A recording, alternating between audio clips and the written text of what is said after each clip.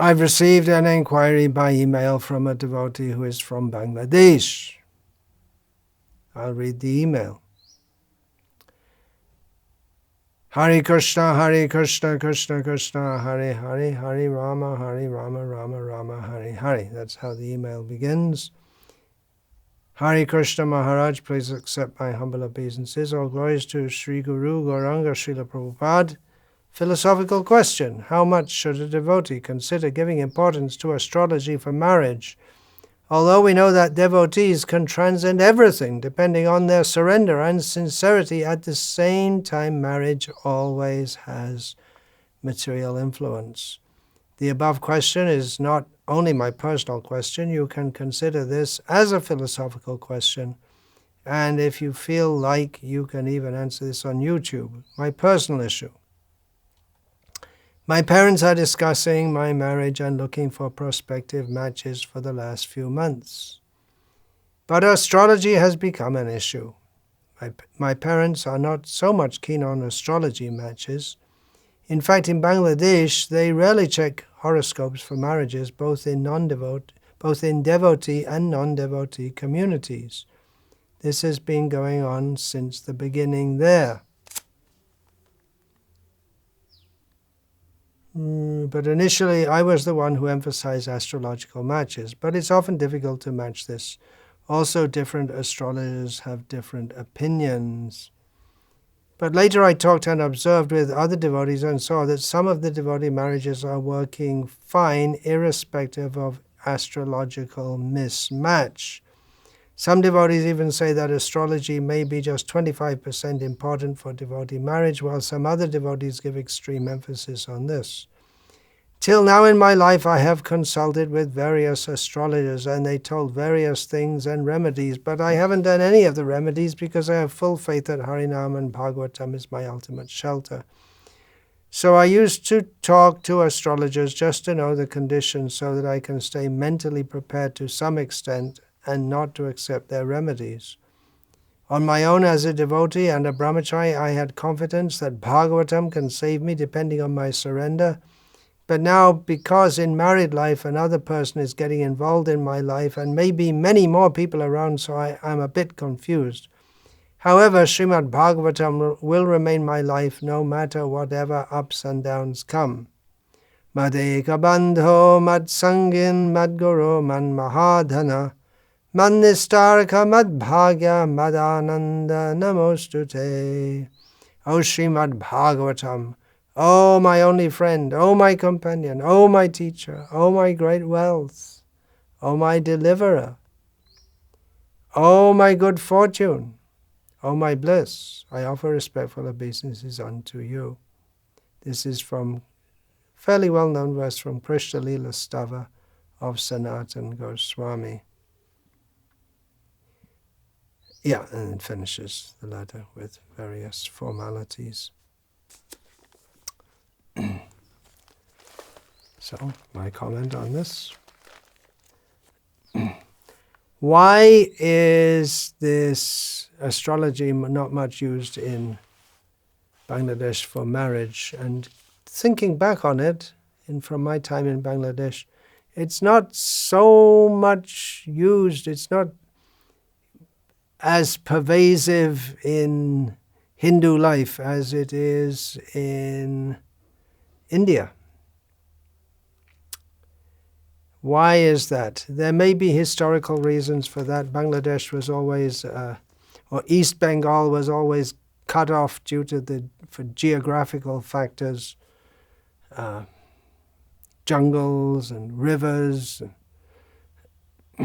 from the rest of the greater part of India. It's also considered Pandava Varjata Desh, which means that the Vedic, there's the part of Bharata Varsha which the Pandavas didn't visit. In other words, it's considered typically somewhat inauspicious. The Padma River flows there. Padma River, not the Ganga, which is considered an inauspicious river. But everything became auspicious by Chaitanya Mahaprabhu's going there, and so many great devotees being born there. and so much Harinam being performed there. So that's offset it. But on the other, the auspiciousness of devotional service is there, but the Vedic culture is not there so much, in some ways. It's a very, when we talk about Vedic culture, it's a very complex thing.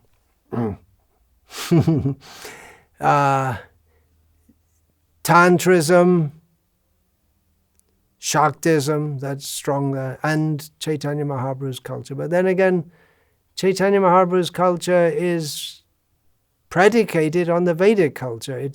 There is a great misunderstanding that because Chaitanya Mahaprabhu superficially rejected Varnashram, that he rejects all the Vedic culture. But that's not true.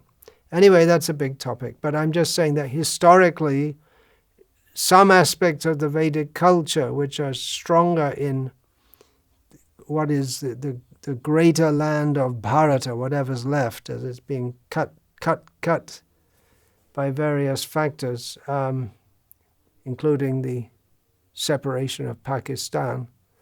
So several aspects of the Vedic culture may not be so strong in East Bengal traditionally, and even including astrology may not be so strong. And another factor is that in 1947, with the partition of India and the eastern part of Bengal became East Pakistan. So at that time, many of the higher class people left, the high caste people who would have used astrology more, and the Brahmanas who ministered to them, they would have also left, because the Brahmanas, especially whenever there's a Muslim genocide in India, they always target the Brahmanas, Hindus in particular, and Brahmanas in particular, even more so. So they would have left. And the astrologers are Brahmanas. By caste, everyone has different duty, and the astrology is done by Brahmanas. So for that reason, the people who would have used it more would have left, and the people who were the astrologers would have left. And so there may not be many left. And a large portion of the population, of the Hindu population of Bangladesh, are caste-wise, not that I'm putting any aspersions on them, but caste-wise are Shudras and Nama-Shudras, even especially in areas like Faridpur, Khulna. Many are Nama-Shudra, which it means lower than Shudra. So they wouldn't use astrology. That's for higher class people. So astrology not much used, although the marriages up to the present time are arranged. As in India, still most of the marriages are arranged marriages in Bangladesh. In Bangladesh even more so than in India. Huge majority of, hardly it's known, marriages are not arranged by Hindus and Muslims alike. But maybe they're not using, what I'm told here, they're not using astrology. And come to think of it, naturally I was moving among people during the time I lived in Bangladesh, and so many marriages, and we're going to see a girl, that means we're going to see a girl for marriage. But I never heard of the, it didn't strike me until this time that they never mentioned astrology. But the culture is good. I'm talking about some aspects of the Vedic culture may not be very strong, but in some ways some aspects of the Vedic culture are very strong in Bangladesh, among the Hindus and even among the Muslims. One reason being that Bangladesh is cut off and they haven't been so modernized. Although, again, it's very complex when we talk about social issues, because nowadays Bangladesh has become very modern. Since the 1980s, when I was there, Bangladesh has just taken a pole vault into the modern world in many ways. But still, most people live on the land. Oh, just one thing a little bit off the topic. Visiting Narsingdi. When was the last time I was in Bangladesh, and seeing the whole a river flowing there completely polluted due to industry, which wasn't there before. So progress, yes, but at what cost? Hare Krishna. Anyway, the culture was so good, we could say that there was no divorce. I never heard of any divorce all the time I was there in Bangladesh. Problems between husband and wife, even that you don't hear much about. There may have been, but they don't talk about it much. Or even if there are problems, men were men and women were women, and the women, they lived with the men and the women, they lived, if they didn't get on that well with each other, well, they lived with it. That's all. It wasn't only in Bangladesh, it was everywhere in the world that people they got married, and if the husband and wife weren't Romeo and Juliet head over heels in love with each other, or they had marital problems, then they just lived. They didn't divorce. They went on with it. As I remember, my eldest maternal uncle, as we were discussing this once, from a solid Irish Catholic background, saying that, well, you have to live, you live with your lot, you accept your lot. In other words, you got married, okay, well, that's the way it is. And even if you don't get on that well together, well, you do get on well together because you both accept that, well, okay, we're like that. And that acceptance, just the acceptance, okay, he's like that, I'm like that, she's like that. And we have a duty to perform here, because marriage is a religious sacrament in all cultures all over the world. Nowadays, the marriage institution is breaking down all over the world because religious culture is breaking down all over the world. There are so many factors. Sociologists can tell you all about it. Nuclear families, urbanization, those two things go together. Culture of selfishness, maybe the sociologists won't talk about that so much, so they won't put it in that term. Feminism, the sociologists probably promote feminism. They won't see it as or they may even see the breakdown of the family culture as something good. I don't. Bhagavad Gita, we don't find the breakdown of the family culture to be good. Arjuna protested, Kula Dharma Sanatana, the eternal principle of family culture. He was very afraid that was going to be destroyed.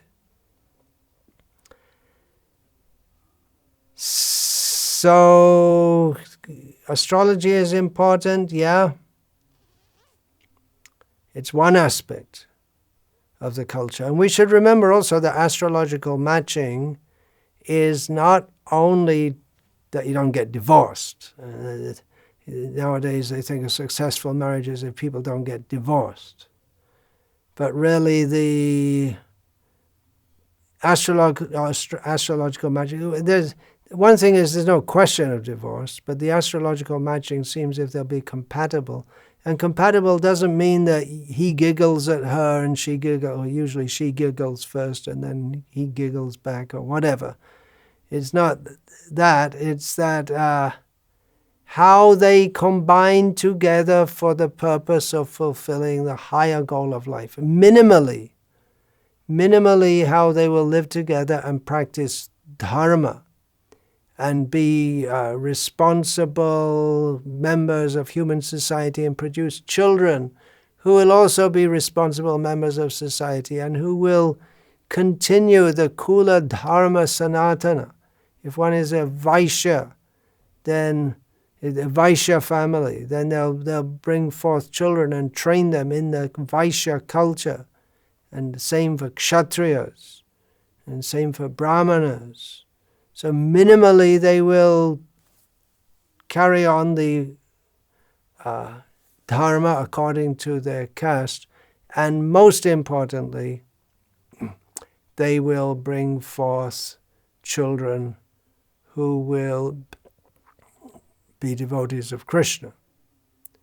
And Bhagavatam, Rishabdev says that bringing forth children is for, well, let's first of all, Manu, who Prabhupada quotes in this regard, Putrarte kriyate bharya, putra pinda prayojanam. One should have it. Marry for the sake of getting a son who can offer the pinda or perform the shroud ceremony. Then Rishabdev, very famously means, Srila Prabhupada quotes this often, Guruna sasyat swajanana sasyat pitana sasyat jananina sasyat daivangda tatsyan napatischa nasyat namochi adyasamapeta mrityam.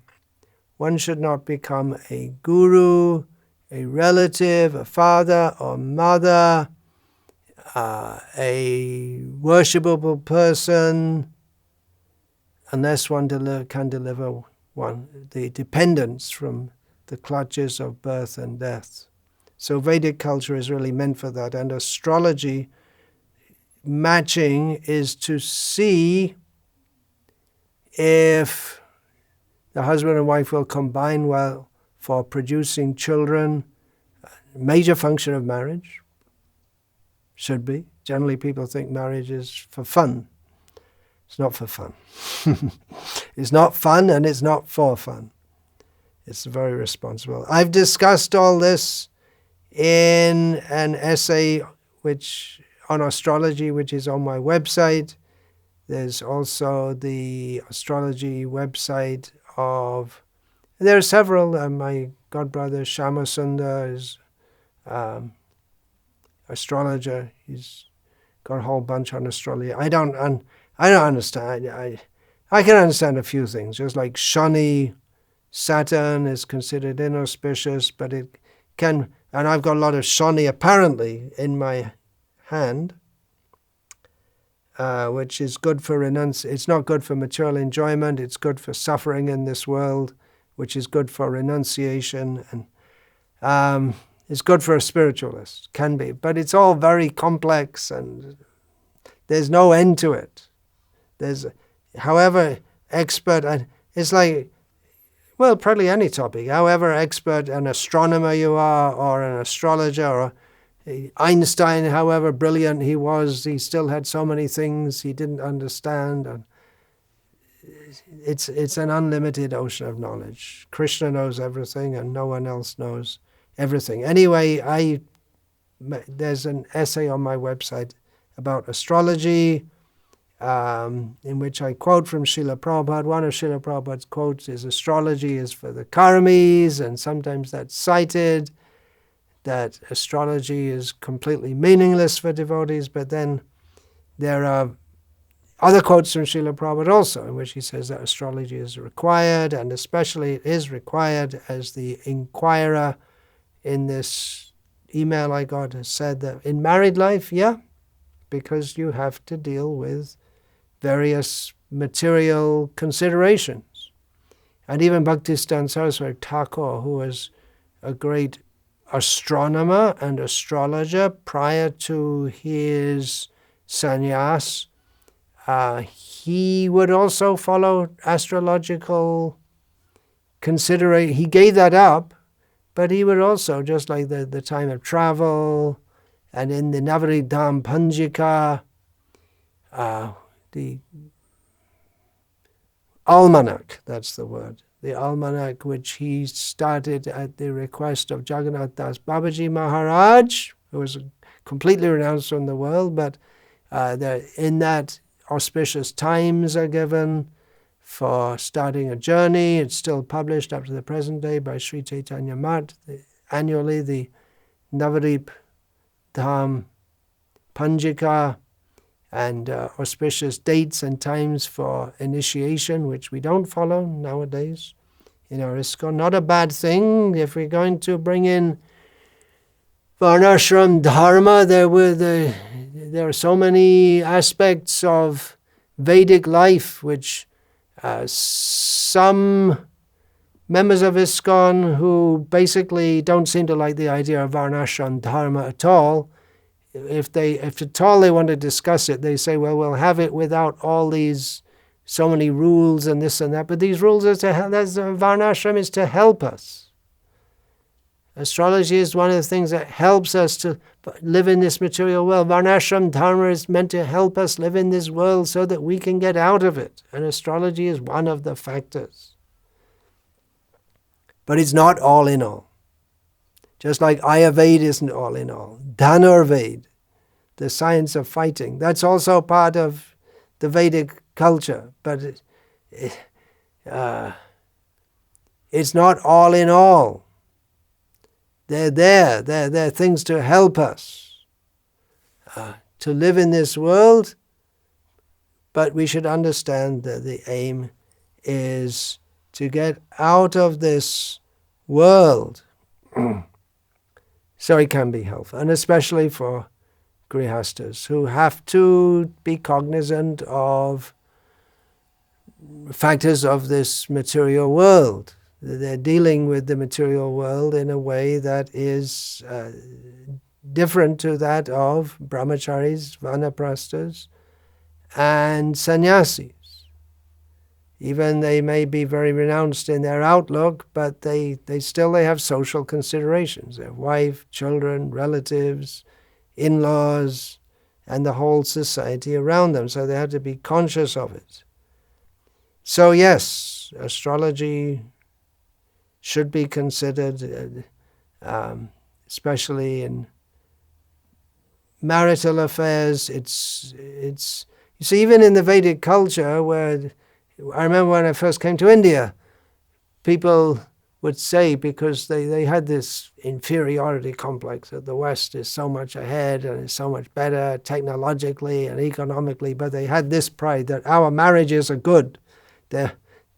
They're much better than in the West. You see, our family life is much better. They had that pride of that. So one of the factors in that is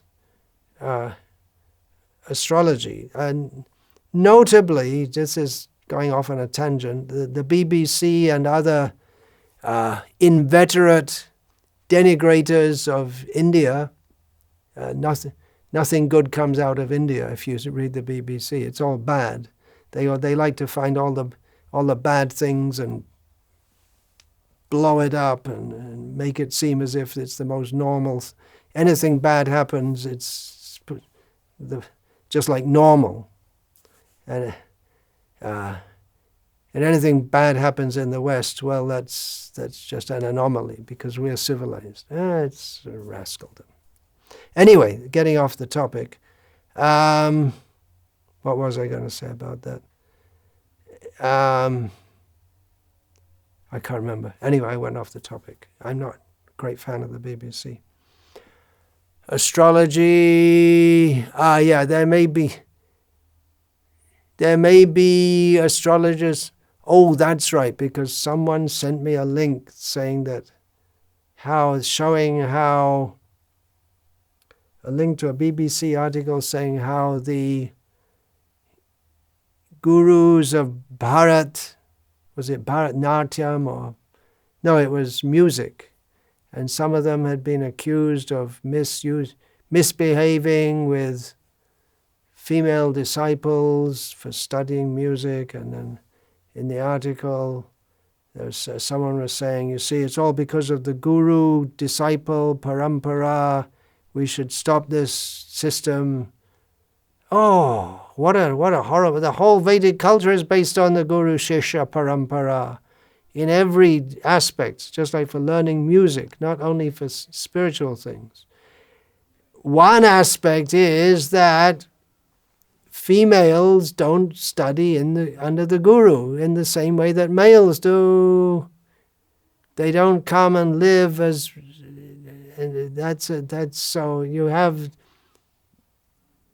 not following the varnashram properly. It's not followed properly, and then you attack that varnashram is bad.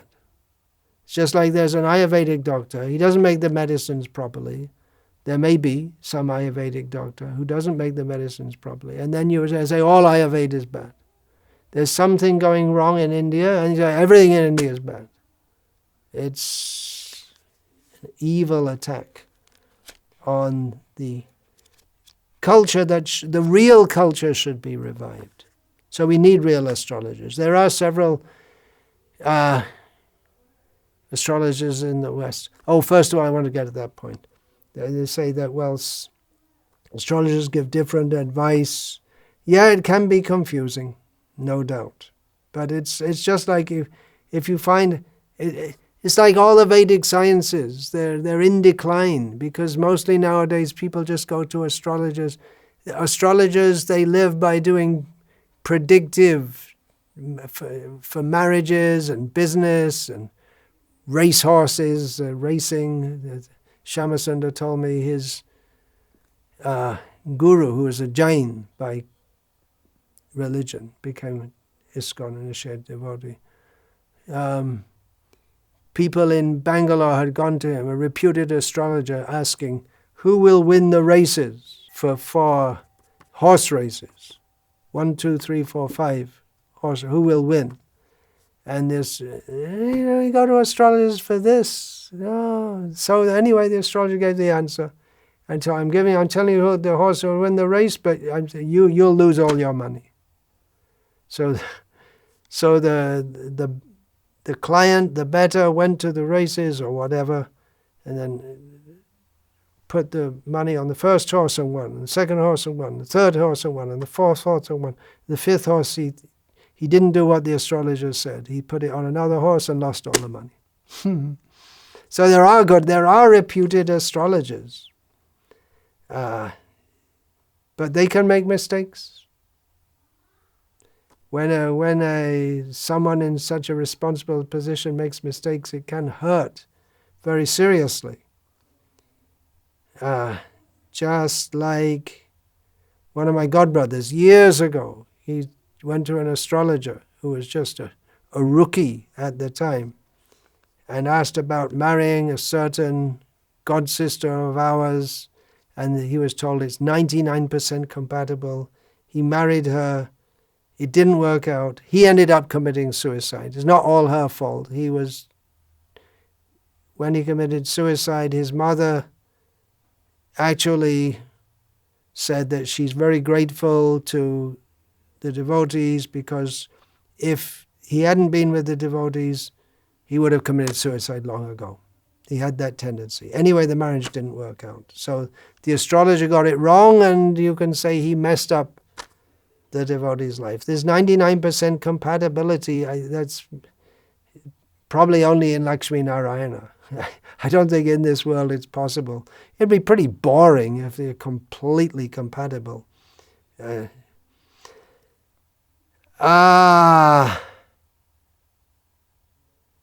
Just about that astrologer who made that terrible mistake so many years ago, he's now reputed.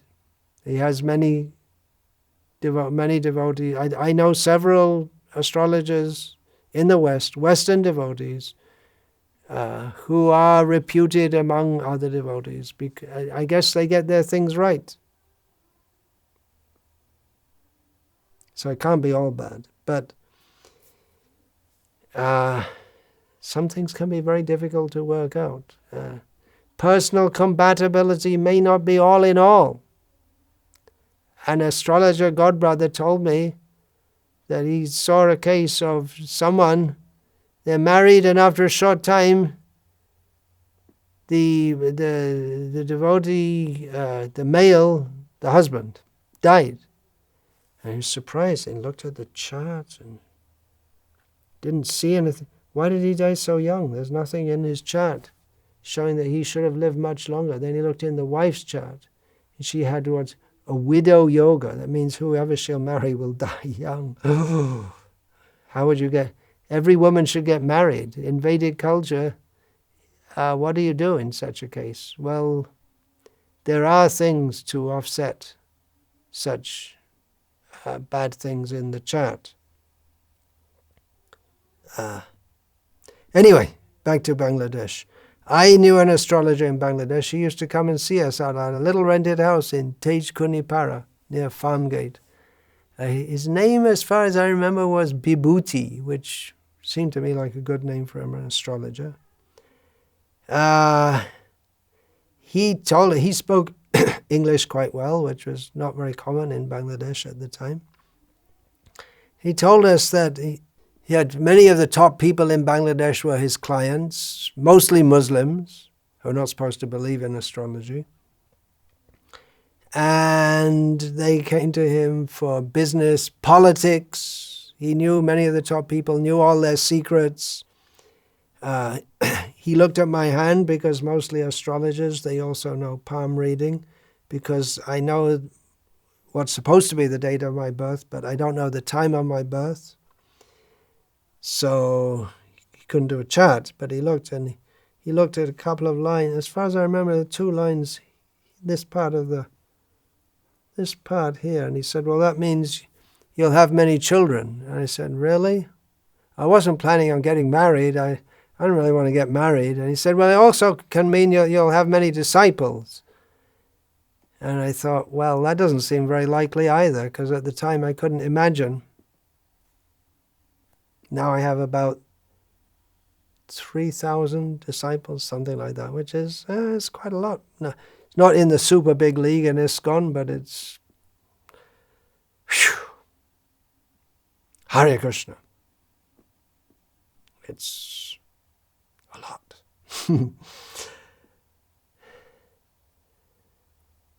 He advised me for my health, because as far as I can remember throughout this life, my health has never been that good. When I was a kid, yeah, I don't remember getting sick that much as a kid, but practically since my spiritual good fortune began, since I joined this movement, my physical health has always been a roller coaster with a lot of downs and not too many ups, but nothing life-threatening. Anyway, he told me you should get a coral ring and set in gold or silver. So I did, which was quite a big splurge. Seems we didn't have hardly any money, but I got that, and the coral ring, very common thing. That's one thing I'll see. It's quite common in Bengal and throughout India. Coral wearing, and the darker red it is, the better. It's supposed to be good for health. I can't remember the reason exactly.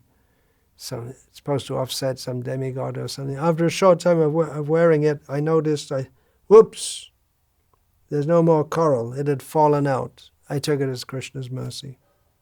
I didn't wear any rings after that. I took it as Krishna's wish that he didn't want me to get involved in all these things. So, my friend from Bangladesh, do you need astrology or not? Well, the culture is good enough to keep you going, and the Bengali culture in general is good enough to keep you going without astrology, you could say. You could think like that, but the culture everywhere is declining all over the world, including the culture. The marriage culture in ISKCON is not very good at all. Unfortunate. At least among devotees, it's not so bad, but it's not so good either. In India, in Bangladesh, well, I was saying how Bangladesh has become materially very progressive compared to previously, but with the progress comes the breakdown of culture, and comes all the wrong, modern, rascalish ideas. Many of our devotees have this idea that we should have a modern approach to preaching with rock music and try and be very modern and be very... But modern, what does modern mean? Modern means Rajaguna, changing, all the time changing. The contemporary modern society means completely in ignorance based on trying to enjoy the senses in Rajaguna as much as possible. It means a rejection, purvaya purvataram kritam, of doing the things in the way that the ancients did. We know better, we're modern, we do things better. So, not much, this modern life. Although it's not possible, as Srila Prabhupada said, to bring back completely the old traditional Varnashram culture, we should try as far as possible to bring in traditional culture, because that culture was favorable for practicing Krishna consciousness, which is why Srila Prabhupada wanted to restore Varnashram as it is, whereas the modern life not very suitable. Devotees all over the world are trying to practice Krishna consciousness on a template of demoniac culture. It doesn't work very well.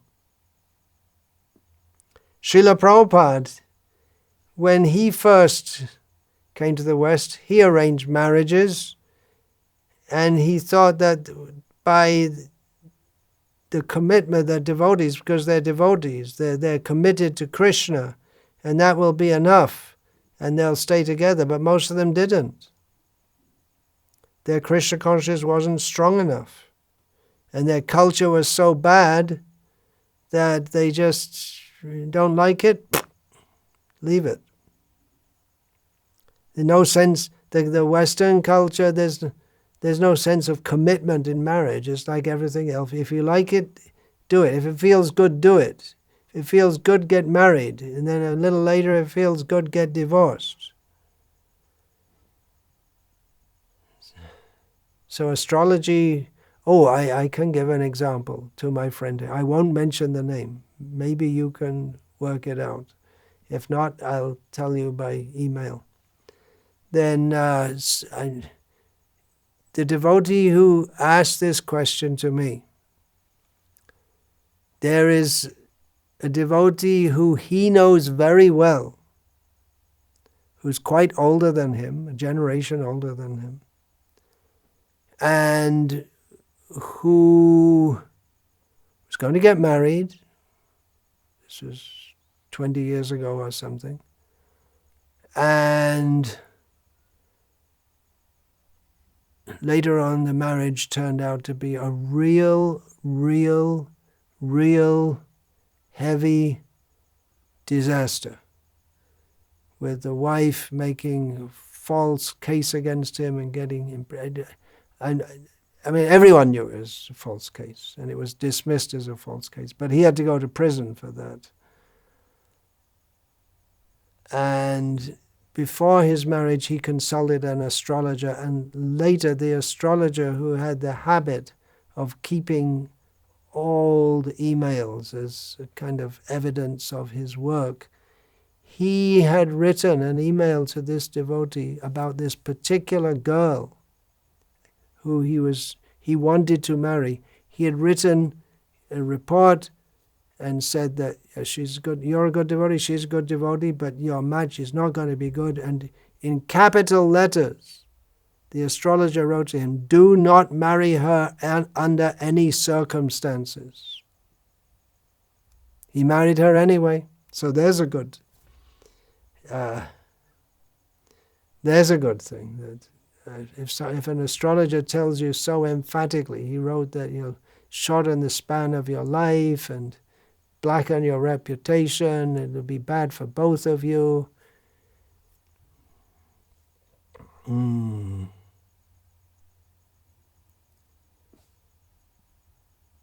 Maybe if you're going to be living with your parents, which still most Bangladeshi, well, many, they live with their parents, which is good. And the girl's parents are also good. then culture might be enough to help things go on. But nowadays, often the girl's parents, the girl, she gets married, and then she complains to her parents, and then the parents fight with the boy's parents and take her home. Girl's parents have to support the marriage. If the girl is not much educated, that's another factor. That's also helpful, generally, if the girl is not much educated, because the more educated they are, the more, shall I say it, the more demoniac the tendency is. Because the education is demoniac, so the more education you get, the higher the education, the bigger a demon you become. That's a very extreme statement, and let me say a general statement, but the tendency is there, and we see it. The divorces are more in the big modern cities where people are very progressive, and like Bangalore, where people are very modern. The influence of modern education means to tell the girls, yeah, get ahead and do it. Yeah, don't be a slave of your husband. And so modern education makes them unhappy. Modern so-called civilization makes it's designed to make people unhappy, because it's a consumer society in which people always want to get more, and they're telling people, get ahead, be a success, work hard, and the people are never happy because they're not content with whatever little they have. So not being very well educated from the materialistic point of view might be a good factor. Of course, sometimes you find them... Anyway, too much detail. I'm after all sannyasi. Sannyasi is supposed to give guidance. And I have seen quite a lot of the world after interacting with people in it for 60 plus years. I was saying it's good if you live with your parents, but nowadays many girls, they don't live with their mothers-in-law. I see sometimes devotees, they're giving seminars on how to live in family life in Krishna consciousness, when they themselves never wanted to live with their mother-in-law, which is a basic factor of family life in the Vedic culture. Taking shelter of Krishna is the best in all circumstances, for everyone. But, what? Is there any but to taking shelter of Krishna in all circumstances? But one should not be negligent in domestic duties, family, material duties. Rupa Goswami says in Bhakti Rasamrita Sindhu.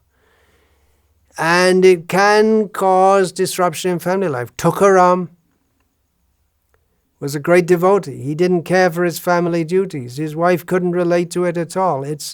He's a great devotee, no doubt, but it's not a role model for everyone. If you're on that level, all well and good. But if we neglect our family duties in the name of being absorbed in Krishna consciousness, that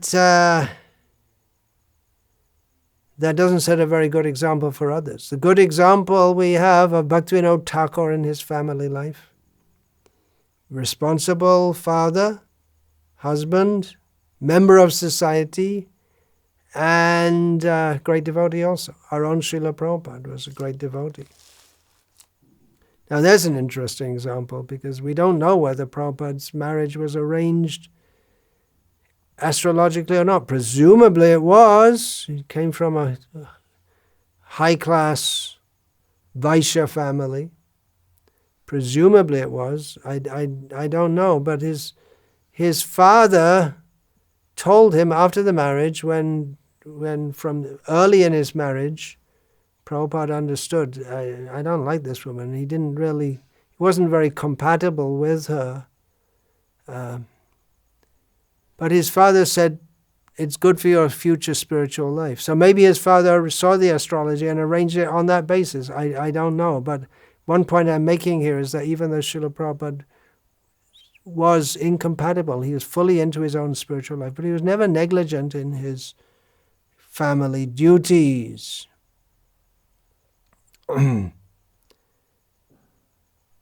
Rasikananda. We find in Rasik Mangal, the life of Rasikananda, he was so Krishna conscious and so concerned with keeping a high standard of Krishna consciousness that when his wife, good wife, she was a Shamadasi. Her name was Icha Devi. She had all good qualities materially. And then Rasik, he got initiated from Shamananda, and then he told his wife, you should also get initiated. And he said, yeah, whatever you say, I'll do. I'm sold out to you. Whatever you say, I'll do. So Rasikananda, he was mostly out traveling and preaching. He wasn't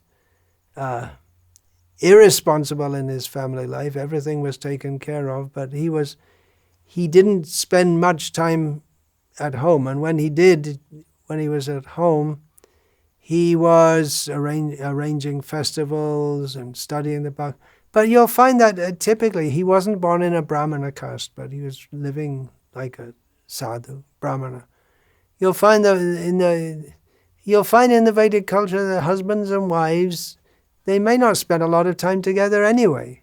They have their own separate duties, their own separate areas in the house, and often the husband is out of the house. If he's in the shop, or if he's Brahmana, he's in the temple, he may be visiting different functions, partana, yajana, he's teaching others or performing sacrifice for others. So he may not spend a lot of time performing sacrifices for others, so he may not spend a lot of time in the house.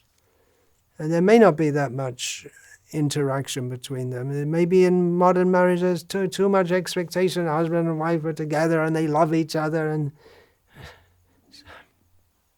it's different culture, different approach. Anyway, I was saying about Rasik. So his wife married, and she was looking after the deity worship at home. And Rasik came in one day, and he saw that the wife wasn't. She was feeding the baby, but she at that time. It was the first son.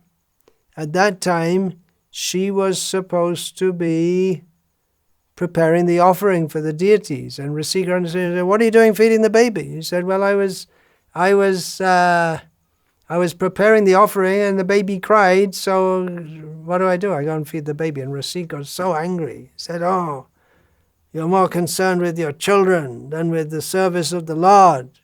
So he cursed that you can have so many children, but there are so many boys and they'll all die. And he cursed, and his son died. And his sons after that died. Oh, that's Rasikananda. But what's my point? Later, Shamananda, he told Rasik, "Hey, come on, enough. 6 of them died, no more." So 3 more sons after that lived. Radhananda, who are they? I'm trying to remember. Radhananda, Radha Ballabh, Rasamai. I can't remember exactly. Anyway. It's fully depend on Krishna, but there are examples like Tukaram, Rasikananda, like really extreme in their devotion to Krishna in their family life. But we have the example in the modern life of Bhaktivinoda Thakur, who Srila Prabhupada said was the ideal example, responsible. So better follow that example. If you are not compatible with your wife, then just stick it out anyway. Once you're married in Krishna consciousness, I know an example of one couple who are both my disciples from a long time. And they both very much take advice from astrologers in their family life. And they told me that